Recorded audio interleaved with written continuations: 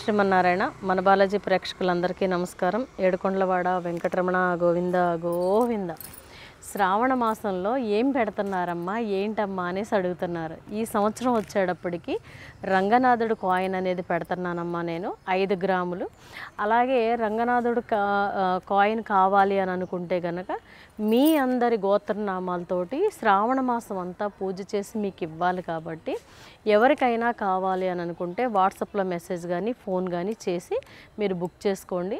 అలాగే ఈ సంవత్సరం వచ్చేటప్పటికి ఏంటి అని అంటే వినాయకుడికి వచ్చేటప్పటికి ఎమతిస్ట్ గణపతిని పెట్టడం అనేది ఉంది. ఎన్నో రకాల శని దోషాలను పోగొట్టే ఎమతిస్ట్ గణపతి ఆయన కూడా కావాలి అని అనుకుంటే కనుక వాట్సాప్లో కనుక మీరు మెసేజ్ చేసినట్టయితే శ్రావణ మాసం నెల రోజులు పూజ చేసి మీ గోత్రనామాలతో పూజ చేసిన తర్వాత మీకు ఇవ్వడం అనేది ఉంటుంది. కాబట్టి మీకు ఎవరికైనా కావాలి అని అనుకుంటే కనుక వాట్సాప్లో మెసేజ్ చేసి బుక్ చేసుకుంటారని, అలాగే శ్రావణ మాసం కాదు వినాయక చవితి అయిన తర్వాతే మీ అందరికీ నేను పంపించడం అనేది ఉంటుంది. శ్రావణ మాసంలో శ్రావణ శోభ కిట్ కావాలి అని అనుకుంటే కనుక పూజ ఐటమ్స్ వాళ్ళకి కనుక మీరు ఫోన్ చేసినా మెసేజ్ చేసినా పంపించడం అనేది ఉంటుంది.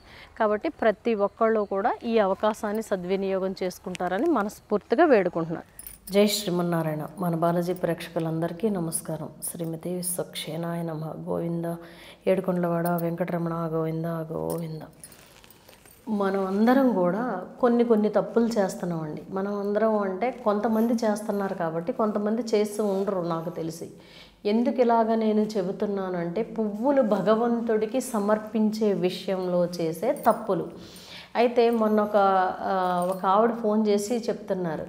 అంటే మామూలుగా అపాయింట్మెంట్ తీసుకుంటే ఆవిడ అంటున్నారనమాట, నా దగ్గర ఎప్పుడూ పువ్వులు ఇలా ఉంటాయండి.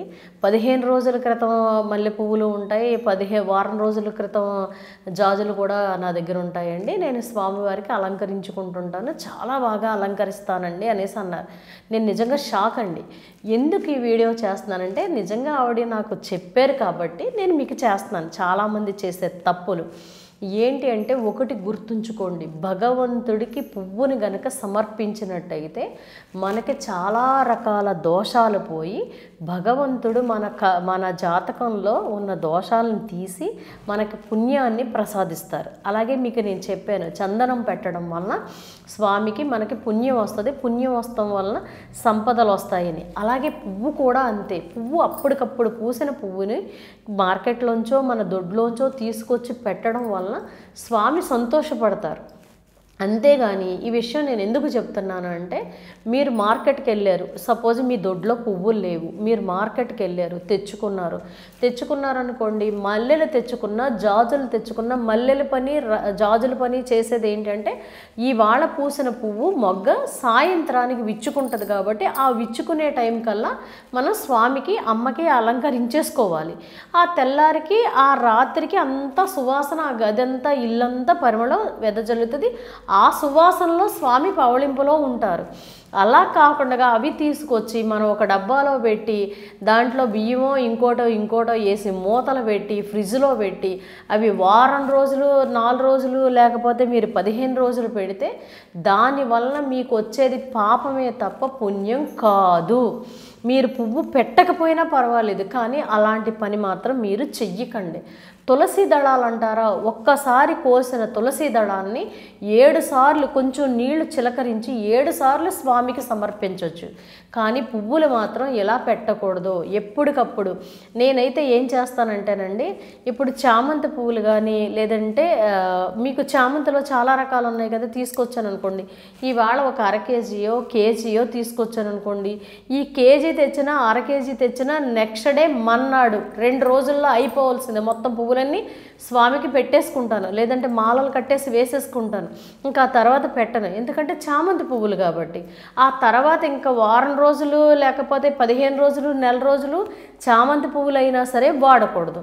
అదే మల్లె పువ్వులు తీసుకొచ్చారనుకోండి, మల్లెలు మొగ్గల కింద లేదంటే మల్లెలు జాజులు మొగ్గల కింద తీసుకొస్తే అర్చన చేస్తున్నట్టుగా స్వామికి చేత్తో అలా తీసుకుని అలా పోసేస్తాను. అలాగే దండలు తీసుకొస్తే కనుక ఆ దండలను అలా అలంకరించేస్తాను. ఏది రాత్రికి రాత్రే మీకు అయిపోతుంది. అయిపోయిన తర్వాత ఆ పువ్వులు స్వామికి తెల్లారి ఆ పువ్వు ఉన్నా కూడా ఆ పువ్వు వాడకపోయినా కూడా ఆ పువ్వు నిర్మాల్యం తీసేసి పక్కన పెట్టేసుకోవాలి. ఆ పక్కన పెట్టి ఏం చేస్తానంటే ఒక పళ్ళెంలో పెట్టుకుని టీవీ దగ్గర ఎక్కడో పెడితే అది పరిమళం వస్తుంది. అంతేగాని ఎప్పుడూ కూడా పువ్వుని తీసుకొచ్చి ఫ్రిడ్జ్లో పెట్టి స్వామికి పెట్టకండి, పుణ్యం అనేది రాదు. ఇంకొకటి ఏంటంటే మీరు పువ్వుకి ₹1 ఖర్చు పెడితే భగవంతుడు మీకు 100 రూపాయలు ఇస్తాడు. కావాలంటే చూసుకోండి. కాబట్టి ఈ విషయం నేను ఎందుకు చెప్తున్నానంటే ఎవ్వరూ కూడా పువ్వులు పెట్టేటప్పుడు తెచ్చుకున్నట్టు పోనీ ఇవాళ తెచ్చుకుంటే మీరు తెల్లారి పెట్టుకోండి. మల్లెలు కానీ జాజులు కానీ ఇవి ఎందుకంటే అప్పటికప్పుడు సువాసన వెదజల్లే పువ్వులు. అదే స్వామి ఆస్వాదించాలి. ప్లస్ ఇంకొకటి ఏంటంటే ఆనందంగా ఉండాలి. కాబట్టి అక్కడతోటి అయిపోవాలి. ఇది ఎందుకు చెప్తున్నాను అని అంటే ఇలా చేయడం వల్ల కొన్ని దోషాలు మనకు అంటుతాయి. కాబట్టి ఇలాంటి దోషాల జోలికి అసలే మనం కర్మలు చేసే భూమి మీదకి వస్తాం. మళ్ళీ ఎలాంటి కర్మలు చేసుకున్నాం అనుకోండి, ఎలాంటి దోషాలు చేసుకున్నాం అనుకోండి, మళ్ళీ ఇబ్బందులు పడాలి. కాబట్టి మీ అందరికీ నేను చెప్తున్నాను, ప్రతి ఒక్కళ్ళు కూడా కొంచెంగానైనా సరే తెలుసుకుంటారని నేను మనస్ఫూర్తిగా వేడుకుంటున్నాను. జై శ్రీమన్నారాయణ.